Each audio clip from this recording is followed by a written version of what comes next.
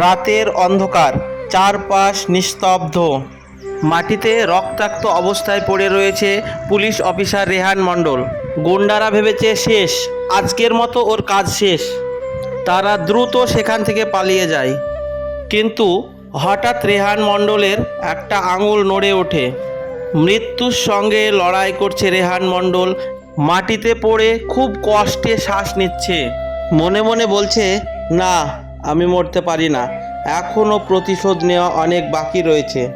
সে নিজের ফোনটা বার করার চেষ্টা করছে, কিন্তু না, হাত কাঁপছে, চোখ ঝাপসা। শেষ চেষ্টাটুকু দিয়ে সে ডায়াল করে সঞ্জয়কে, কিন্তু তার ফোন কেটে যায়। অন্যদিকে থানায় বসে সঞ্জয়ের ফোনে হঠাৎ ফোন আসে এবং ফোনটা কেটে যায়। সে সন্দেহ করে সে আর বিপদে আছে।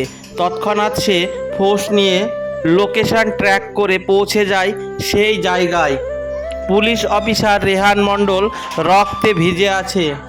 স্যার, তাকে দ্রুত হাসপাতালে নিয়ে যাওয়া হয়। হাসপাতালের ডাক্তার তাকে বলে বাঁচার চান্স খুব কম। সঞ্জয়ের চোখে জল চলে আসে। স্যার, আপনি হাঁটতে পারেন না। হাসপাতালের পুলিশ অফিসার রেহান মণ্ডলের চোখ আপনি খুলে যায়। রেহান মণ্ডল বলে, শঙ্কর এমএলএ সাহেবের লোক। এবং শঙ্কর বুঝে যায় এই পুরো হামলার পেছনে একটা বড় চক্রান্ত রয়েছে। পুলিশ অফিসার ফাইল খুলে দেখে যে সঞ্জয় সে একজন ব্যবসায়ী নয়, বড় ড্রাগ মাফিয়া, এবং তার সাথে পুলিশের ভিতরের লোকও অনেক জড়িয়ে আছে।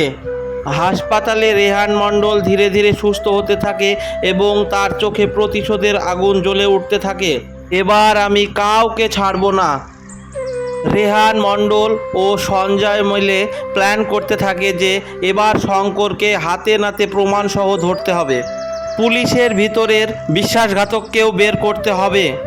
খবর ছড়ানো হয় রেহান মণ্ডল মারা গিয়েছে। শঙ্কর খুশি হয়ে একটা বড় ডিল সেট করে, সেটাই হবে তাদের ফাঁদ। এবার ক্লাইম্যাক্স শুরু। রাতে একটা পরিত্যক্ত গোদামঘরে শঙ্কর আসে তার লোকজনদের নিয়ে। হঠাৎ চারদিক থেকে পুলিশ এসে ঘিরে ফেলে। হাত উপরে। শঙ্কর হেসে বলে, তোমরা দেরি করে ফেলেছ। হঠাৎ পিছন থেকে গুলি। শঙ্কর পুলিশ অফিসার রেহান মণ্ডলকে লক্ষ্য করে গুলি ছোড়ে। সবাই অবাক। সঞ্জয় চিৎকার করে, স্যার সাবধান।